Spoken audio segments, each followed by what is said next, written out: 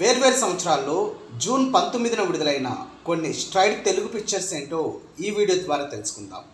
సంకల్పం 1957 జూన్ 19న తెరపైకి వచ్చిన ఈ చిత్రంలో నటరత్న ఎన్టీఆర్, కుసుమకుమారి, రాజసులోచన ప్రధాన పాత్రలు పోషించగా సివి రంగనాథ్ దాస్ దర్శకత్వం వహించారు.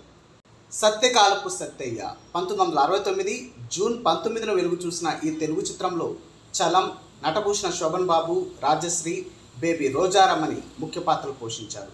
కె బాలచందర్ ఈ సినిమాకి దర్శకుడు.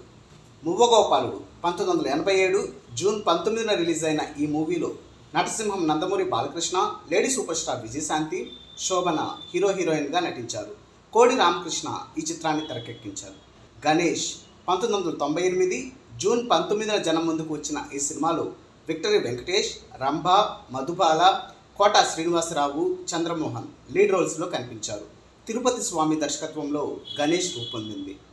ఒక రాజు ఒక రాణి 2003 జూన్ 19న విడుదలైన ఈ సినిమాలో మాస్ మహారాజా రవితేజ, నమిత జంటగా నటించగా యోగి దర్శకత్వం వహించారు.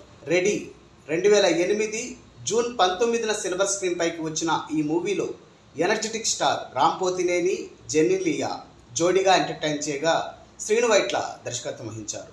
రాజు మహారాజు 2009 జూన్ 19న విడుదలైన ఈ సినిమాలో మోహన్ బాబు, రమ్యకృష్ణ, శర్వానంద్, సుర్విన్ చవలా ముఖ్య పాత్రలు పోషించగా దుర్గా శంకర్నాథ్ దర్శకత్వం వహించారు. కరెంట్ 2009 జూన్ 19న తెరపైకి వచ్చిన ఈ చిత్రంలో సుశాంత్, స్నేహా ఉల్లాల్ జోడీగా అలరించారు. సూర్య ప్రతాప్ ఈ మూవీకి డైరెక్టర్.